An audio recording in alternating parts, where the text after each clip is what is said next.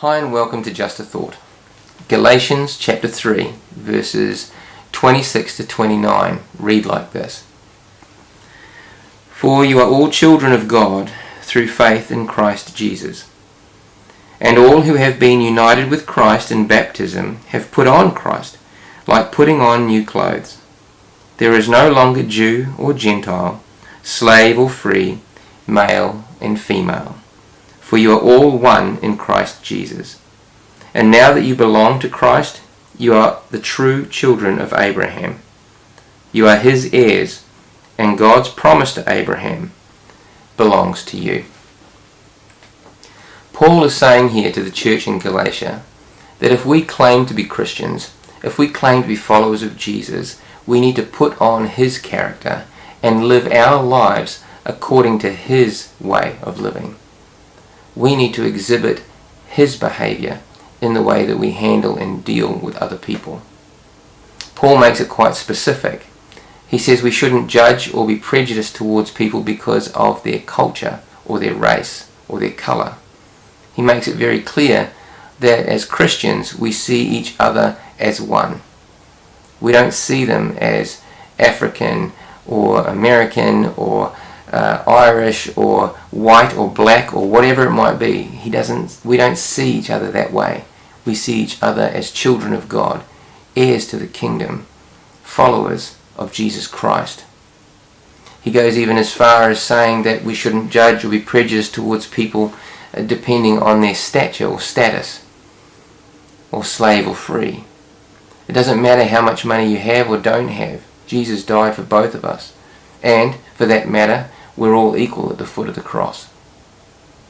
Likewise, we can't be judging people or being prejudiced towards others because of their gender. Paul goes on to say that there's neither male or female anymore. He's not saying that genders are now neutral, not at all. He says we need to look at each other with equal respect. That's what he's saying, through the eyes of Jesus. We need to treat each other with the respect that each human being is due. That's what it means to be a Christian. Now, sadly, through history, Christianity has not always practiced the character of Jesus. And we have a lot to answer for as Christians in many respects. But, as 21st century Christians, that should not be an excuse for us to behave in such ways in which we would be prejudiced or racist towards others who profess to be followers of Jesus as well. Or for that matter, even non-Christians. We shouldn't be treating them with any disdain or disrespect. In fact, we should be leading the way in what it means to be a true follower of Jesus. Jesus treated Samaritans and Jews exactly the same. He spent time sharing the gospel message with Samaritans and Romans, and he treated them with the same respect that he treated others. We need to do the same thing. In recent days, you've seen a tragic event occur in the United States around the arrest of a man by the name of George Floyd.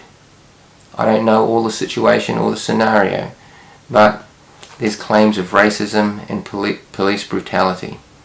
And it most certainly appears as though he was beaten to a point where he actually lost his life. This is unacceptable behaviour, and we as Christians need to speak out against such things. And we must make sure that this kind of behaviour does not happen in our country or in our churches. We need to raise our children to believe that they are all equal in the eyes of God, and therefore we should see each other as equal as well. If we don't speak up, who will? If we don't stand against this kind of ethical dilemma or this terrible value system that is starting to permeate our world, who will? Edmund Burke, an Irishman, was once quoted as saying, "The only thing necessary for evil to triumph is when good men do nothing." In all due respect to Edmund, I'd like to change his wording just slightly. Where good people do nothing. For us as men and women and professed Christians, we need to stand up and say, we will not accept racism in our country. We will not accept prejudice in our country. And we will demonstrate this by the way we treat each other. And we will show the respect to people that they deserve, no matter where they've come from, no matter what background they have, no matter what status they may be. So, challenge for us this week.